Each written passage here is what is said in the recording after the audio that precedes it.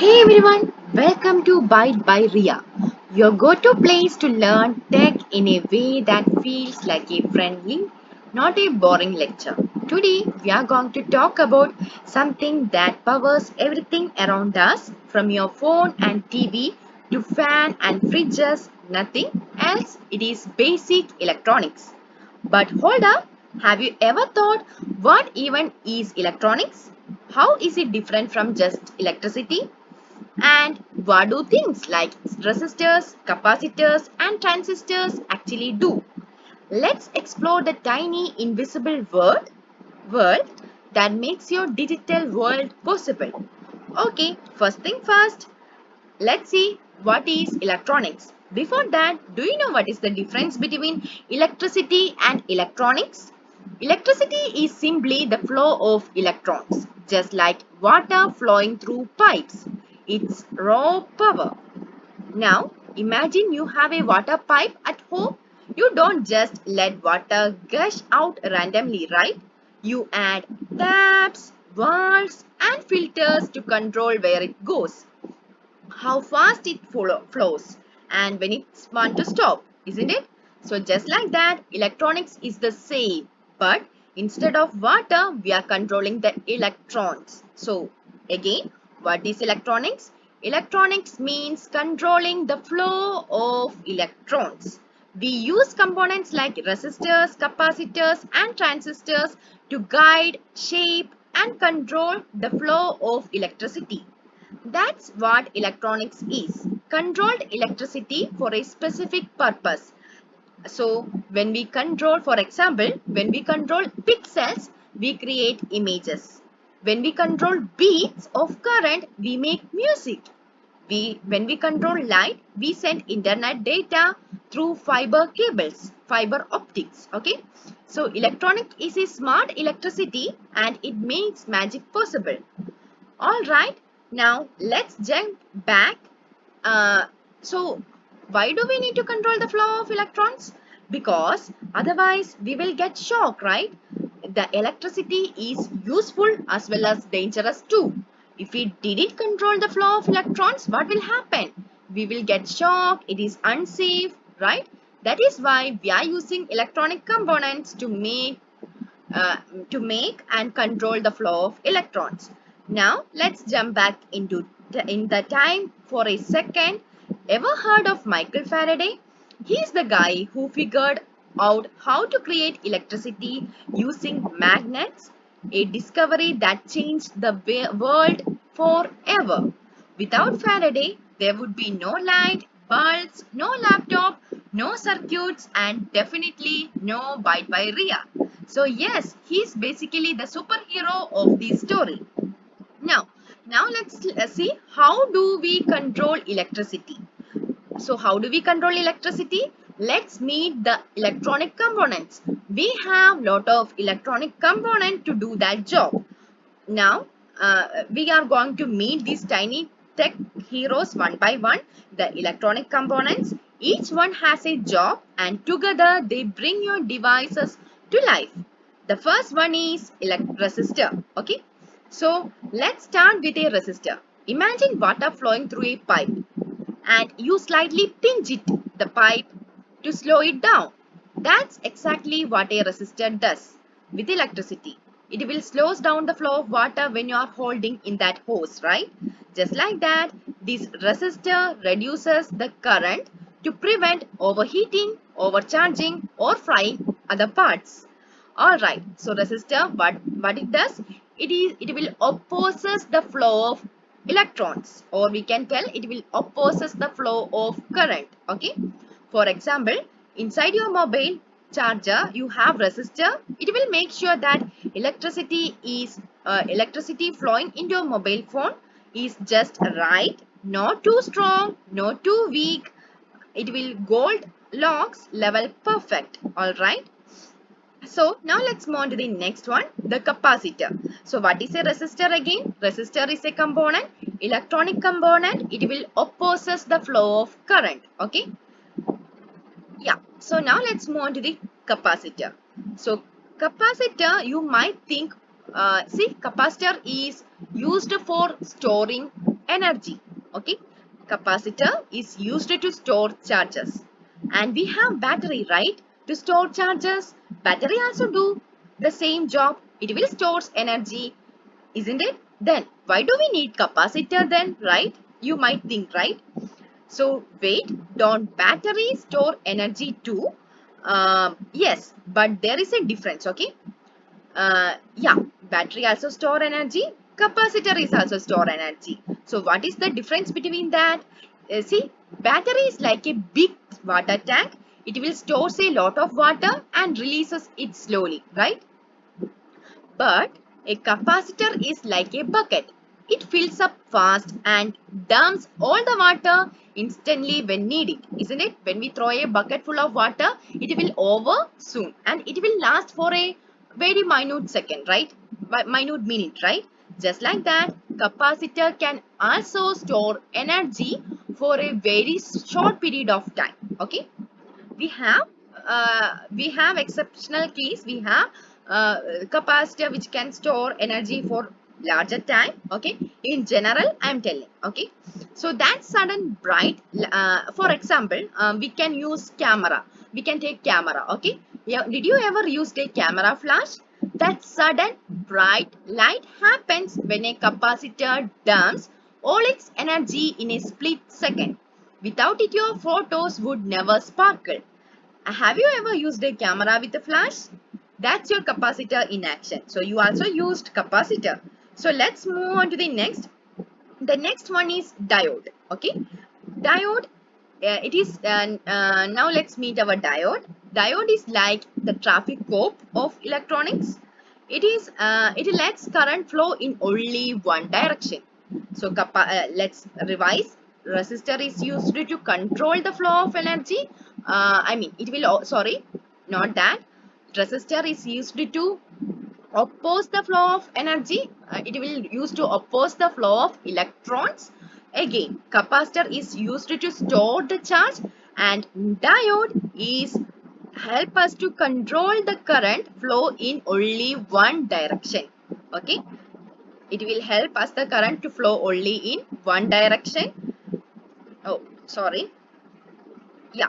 So, well, imagine charging your phone and once it's fully charged and you unplug it. Why doesn't the electricity just flow back into the charger? Can you tell me? Think once again. Imagine you are charging your mobile phone. Okay. And think it is fully charged. Once it is fully charged and you unplug it. Why doesn't the electricity just flowing back into charger? That is because there is something called a diode inside your charger. It will block reverse flow. It is silently protecting your battery and your adapter. So in our adapter, we have diode which will help us to make sure the current is flowing only in one single direction. Okay. Now let's meet our another component, that is LED, light emitting diode, the light emitting hero. Okay, so we will the full form of LED is light emitting diode. It is also a diode. Okay, but it glows when electricity flows through it. LEDs are awesome because they use less energy, it will last longer and don't heat up. You see them in your room, lights, remote, car dashboards, even fairy light at festivals. Okay, yeah, you even seen that, right? Now let's move on to the next one, the transistor. I will come back to sensors later. All right. So let's see what is a transistor is. So basically, transistor is a switch. Okay, a little switch. But we have a manual switch, right? What is the use of transistor? Yeah, you know how we turn on lights with a switch on the wall? That is manual, right? But what if the switch could turn itself on or off based on the signals or condition? That's what a transistor does. Transistor can turn on or off with the help of signals or condition. So we can tell transistors are automatic switch, isn't it? Not only that, transistor can be also used for amplify. Okay, it can also amplify signals, like turning a whisper into shout. All right. So the transistor can act as a switch as well as amplifier, which will make this low signal, low energy sound to higher energy, just like speaker. Okay. So, and here is a fun fact: your phone has a billions of transistors packed into its chip. That's what lets you play games, make calls, scroll reels all at once. Now let's move to the next one. That is the IC, the brain in a chip, the mighty IC. The full form is integrated circuit. This is like putting a miniature city of resistor, transistor and capacitor into one tiny chip. So if we take IC, in that we have all these components together, right? Resistor is there, transistor is there, capacitor is there. You don't want to use separately. If you use separately, it will become bulky, just like I shown in that image. See how bulky is that? So as we introduced this IC integrated chip, that is why our device become very small. Instead of wiring everything separately, you can see how bigger it was, right? So we build them all into one neat package. These chips are inside your phone, your laptop, your smartwatch, even your fridge.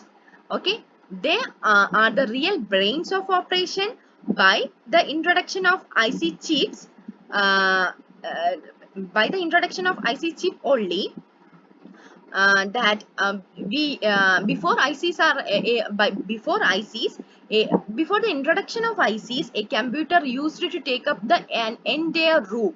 Okay, I mean seriously, just turning it on was a project.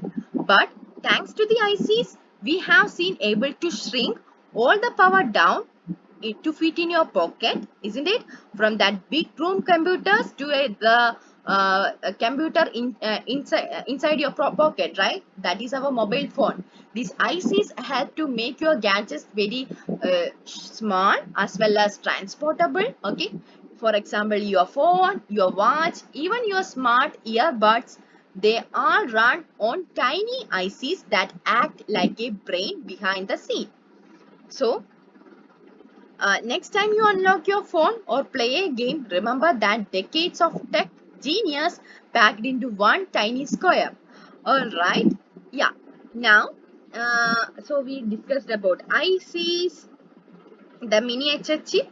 Okay, now let's back to sensors and we can discuss about sensors. Okay, so now let's make electronics feel like a human. We have sense organs, right? Ears, eyes, skin, nose, and more. For what? What is the job of these sense organs? Yes, it will help us to detect our physical environment, right? Isn't it?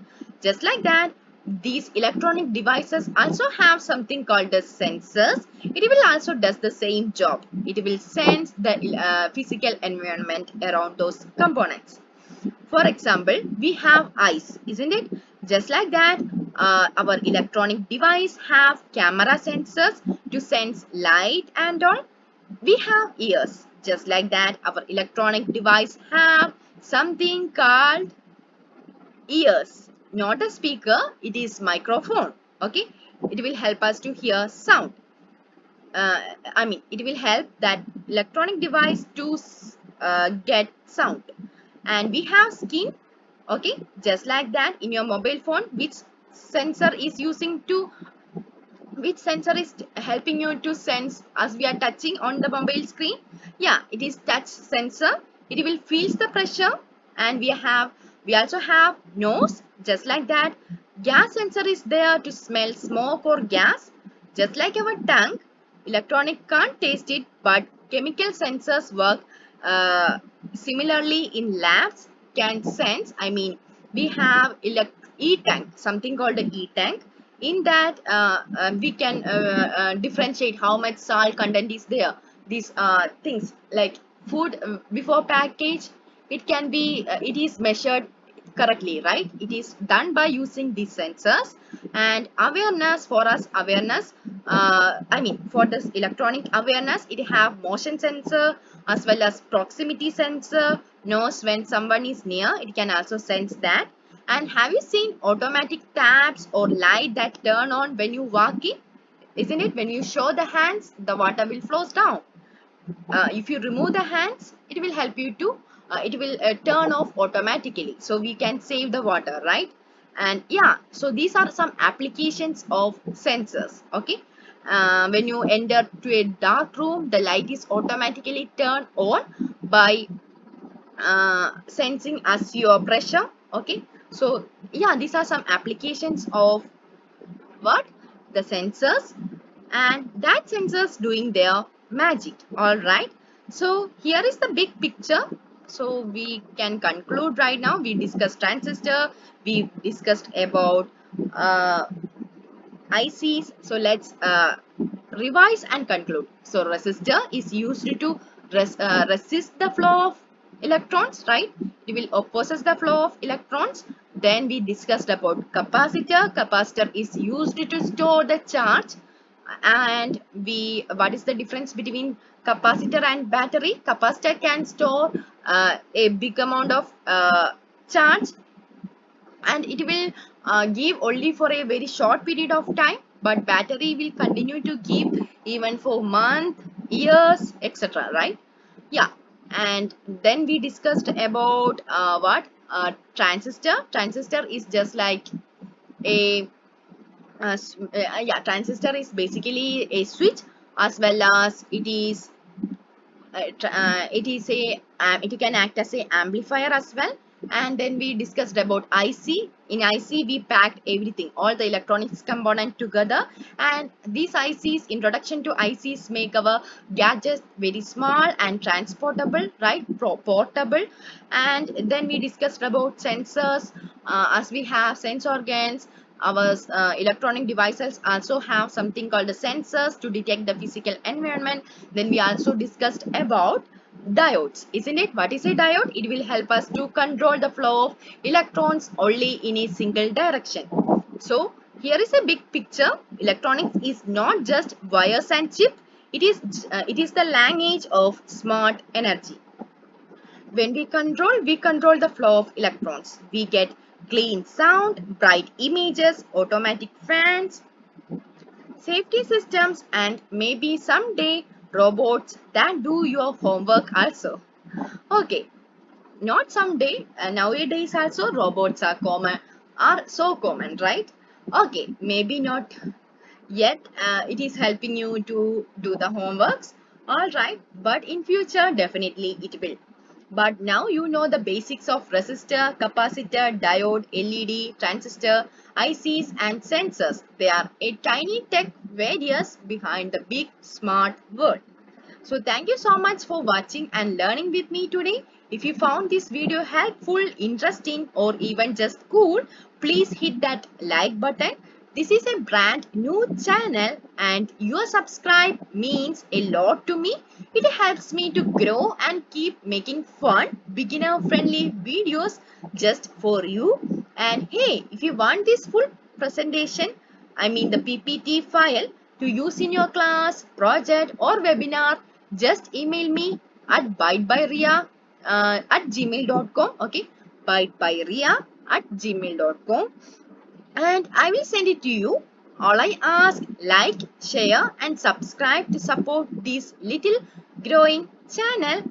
I am Riya from Byte by Riya, and I will see you in the next video. Until then, stay curious, stay kind and keep exploring. Thank you guys. So see you. Bye bye and love you.